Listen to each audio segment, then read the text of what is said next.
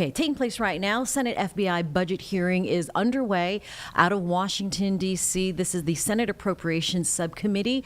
They are hearing to examine proposed budget estimates for fiscal year 2026, and FBI Director Patel is expected to testify this morning. We'll go to that live here on Live Impact News on WCNC+. Local or federal, keep our nation safe and help carry out justice.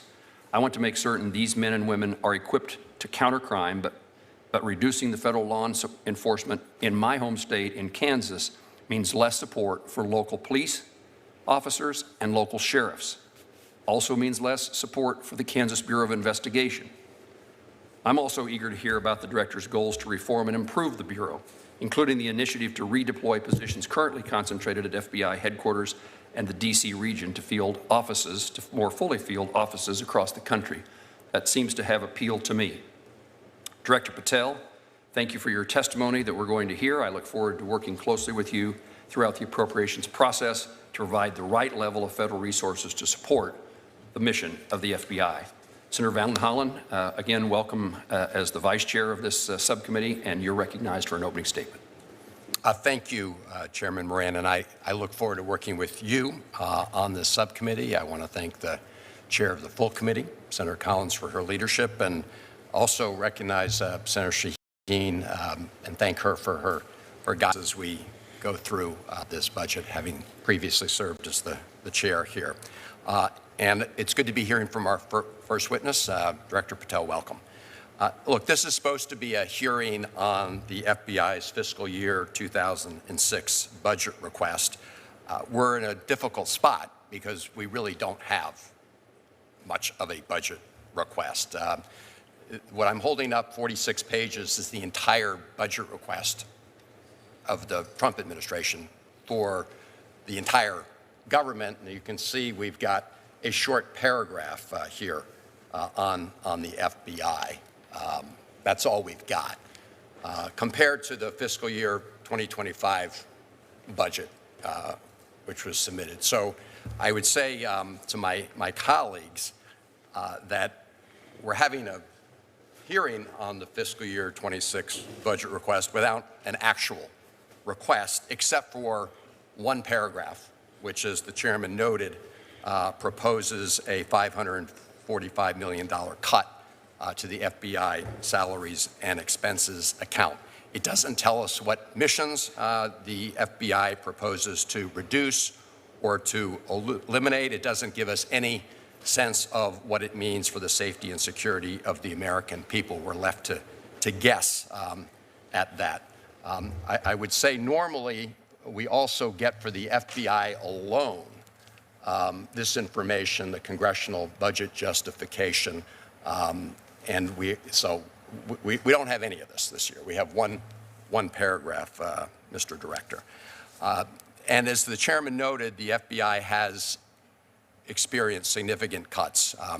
In fiscal year 24, under the Fiscal Responsibility Act, the CJS bill overall was cut by $2.5 billion and resulted in a cut of 1,025 positions at the FBI. This was before your time, Mr. Director. And under the fiscal year 25 continuing resolution, deep cuts continue, and I understand that the FBI will be cutting another 875 personnel just this year because of the fiscal year 25 request. Mr. Director, you testified yesterday that the President's fiscal year 26 proposal, which is this paragraph before us, would result in a cut of another 1,300 positions. My view is that those will likely do a lot of harm to the FBI's overall mission. I do want to briefly touch on another issue of great importance to the mission of the FBI and the men and women who serve there, and that's the need for a modern, secure campus that meets their security needs and the mission. This is an effort that goes way back, well over a decade. Look no further than the 2011 and 2017 GAO reports on this issue, and if it was an urgent priority then, a new headquarters could not be more urgent now. The FBI is in desperate need of a new headquarters. The current building is literally crumbling with nets in place to catch falling concrete and debris. Mr. Director, I'm glad from your testimony yesterday that you have taken notice of this, and you stated in that testimony that the Hoover Building, quote, is simply unsafe for the FBI personnel. I completely agree. We also know from GAO reports that the Hoover Building does not meet the security needs of the FBI, and that significantly more security requires a setback campus, not one located in the middle of downtown Washington, D.C. That's why, after a years-long transparent and open process, the GSA selected a site for the new headquarters in Greenbelt, Maryland. That decision was final, and it was made clear that it was the best site that met the needs of the FBI. So, Mr. Director, I hope that in the coming weeks we can discuss the importance of that new headquarters. I also look forward to hearing how the FBI will be implementing its proposal to relocate up to 904 vacant positions from the National Capital Region to unfilled slots in the field. I appreciate the fact that the Baltimore field office would get 40 of those positions. Baltimore has seen a drop in violent crime, but we always need to do more. And in closing, I just want to thank the 35,000 FBI employees for their tireless dedication and service to our country. We continue to ask them to do more with less, all while their invaluable work keeps us all safe from harm. And so we must ensure that they have the resources that they need to complete their mission. Dr. Patel, Director Patel, I look forward to your testimony. Senator Van Hollen, thank you very much. And we now recognize the Director of the FBI, Kash Patel. Thank you so much, members of the committee. Thank you, Chairman. Thank you, Ranking Member, and all the committee, subcommittee members. It's truly an honor and a privilege to sit here as the 9th Director of the FBI. It is something that was quite unimaginable to me growing up as a child. And as I sit here, I'm humbled by listening to you and your colleagues yesterday, and both looking forward to our conversation today. President Trump has set new priorities and a focus on federal law enforcement. I'm here today in full support of the President's budget, which reprioritizes and enhances our mission of law enforcement and national security. We're fighting for a fully funded FBI because we want a fully effective FBI. We want an FBI in support of the President's budget that puts law enforcement, fighting violent crime, and national security first, and that does only those things and nothing else. We have, in my approximately less than 3 months there, I have sensed a renewed vigor within the men and women in the FBI, both at the 1811 status, IAs, SOSs, and across the country and around the world. A few quick highlights since I became the 9th Director. We've taken 3 of the FBI's most top 10 wanted fugitives in the world, 3, and apprehended them from around the world, to include terrorists, gangbangers, and those who wish to do more harm to our children than any other criminal on earth. We've joined with our interagency partners around the country in many of your home states to detain and arrest violent fugitives and criminals who are pouring fentanyl into our country, committing gang violence, and robbing our banking systems with high levels of fraud. We have also partnered with folks down in states like Florida to seize just a few weeks ago 20 metric tons, that's 44,000 pounds of illicit drugs, mostly cocaine. We kept $500 million worth of narcotics off the street in that one seizure alone. We've also reprioritized, or it's a priority of mine, to go after those with the full force of the FBI that harm our children. Just yesterday, we announced the summary successes of what we call Operation Restore Justice. In the last month, we targeted any individual in this country who is harming our children through extortion rings, through sex trafficking, or through other violent criminal activities. In the last month, we've arrested over 400 individuals committing violent crimes against our children. As I stated yesterday with the Attorney General, if you harm our children, you will receive no sanctuary.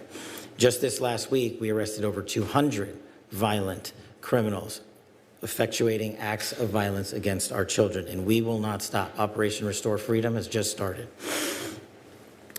We need to double down on other criminal threats as well, to include national security.